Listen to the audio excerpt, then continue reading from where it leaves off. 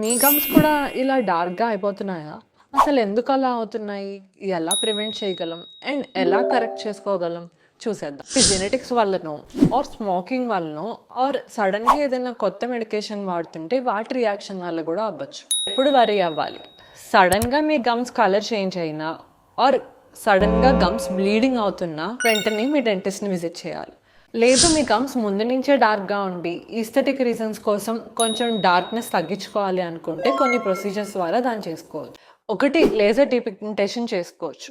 దీంట్లో ఎలాంటి pain or bleeding ఉండదు. చాలా త్వరగా హీలింగ్ కనిపిస్తూ ఉంటుంది. సెకండ్ స్కాల్పెల్ డీపిగ్మెంటేషన్ ఉంటుంది. ఇది కొంచెం పాత పద్ధతి అండ్ హీలింగ్‌కి కొంచెం టైం పట్టొచ్చు. ఇందులో ఏ ప్రొసీజర్ చేయాలి అన్నా అసలు రీజన్ దేనివల్ల వచ్చిందో కనుక్కోవడం చాలా ఇంపార్టెంట్.